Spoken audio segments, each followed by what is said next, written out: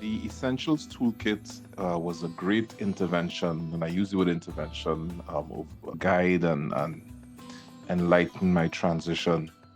As I said to all the people who fed back to me that this was a great way of integrating into like one singular dashboard. Many things that I would have been considering or would have treated with over the course of the last few years, but they would have been treated with as separate standalone events. But in pulling them all together, you were able to get a strategic viewpoint of where I was and what areas needed the next step of attention, what needed more focus, where was I okay for now. So I really appreciate overall the way that it focuses your mind on the next essential things. At this stage of life, some of the more philosophical things should be settled, or at least more close to settled. But in terms of the practical things of getting moving and to spend as least possible amount of time in transition and moving into purpose, I think it's a great intervention. The life transition assessment and feedback, it more confirmed stuff that I knew, or gave or provided more confidence to some of the steps I was already taken. In a sense, as I jokingly put it to somebody, I get the chance to start my bucket list early. But beyond that, it's really a case of realizing what the stuff you've been putting off all your life in the name of career responsibility, all the other stuff.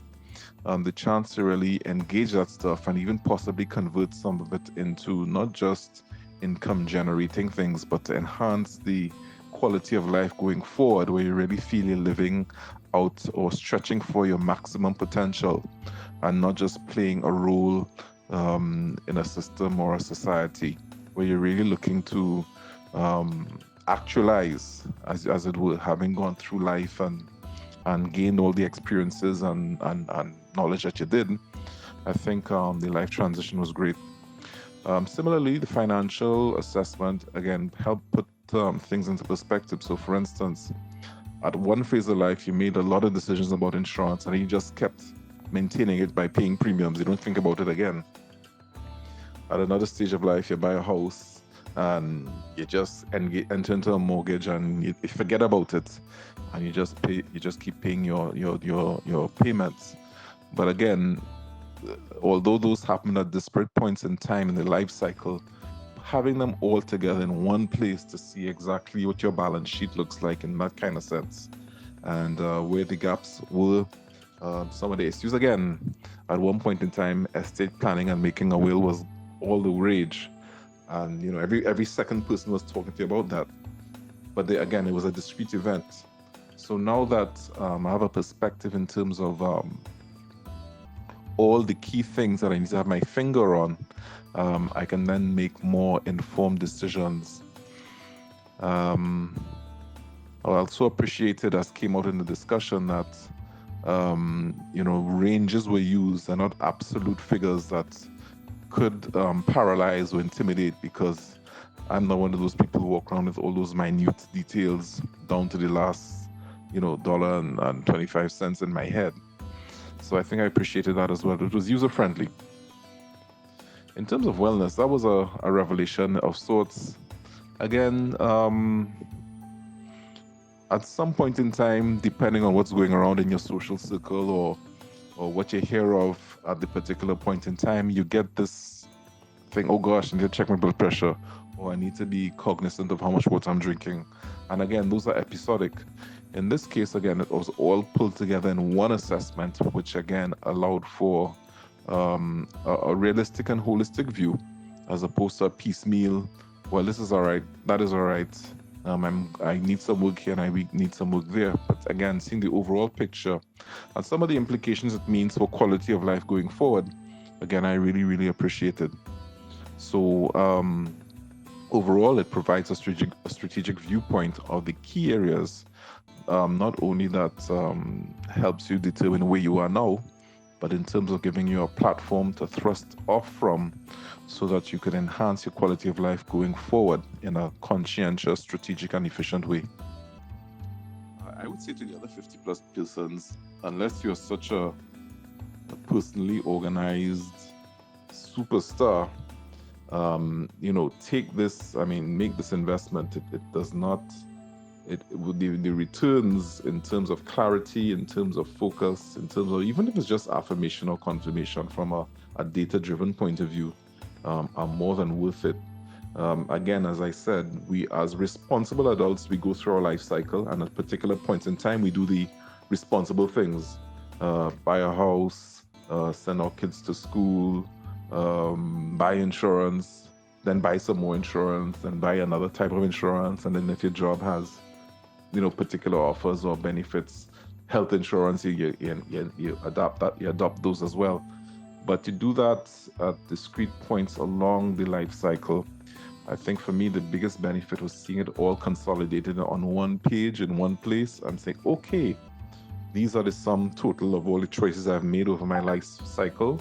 And we can now make a really, really informed decision. So unless you're one of those who have your spreadsheets up to date and you're just hyper organized and totally clear, or you might even have somebody doing that for you, this is something to really do as we enter our third act. Definitely, I would consider this to be value for money, especially when you consider things like key man insurance that corporations take out. At this stage of the game, we are the key man, we are the CEOs of our lives, of our families, of the next generation that we're coming into. So consider this a key man investment where you want to not just hedge against risk, but you want to be proactive in ensuring that you not just maximize the quality of life, which is good for you, and you don't become a burden on your loved ones, but you also are set up well to package and leave a legacy. And that is one of the key things that a lot of us forget on the career ladder or the rat race. This thing about legacy and, how we would want, or what is the slipstream you want to leave for our generations. And I think at this point of life, when we're kind of moving into peak wisdom, having expended our energy in achieving, we can now engage these higher level thoughts while we still do have some energy and capability of shaping the legacy we want to leave. So I would say this is a real springboard into shaping legacy. Legacy family-wise, generationally, but legacy in terms of the community we serve, the things that are important to us, the groups that we're in, that kind of thing.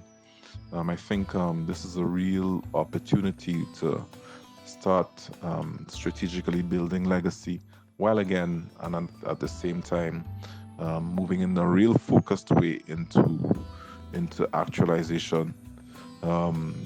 Time is precious now, becomes more precious.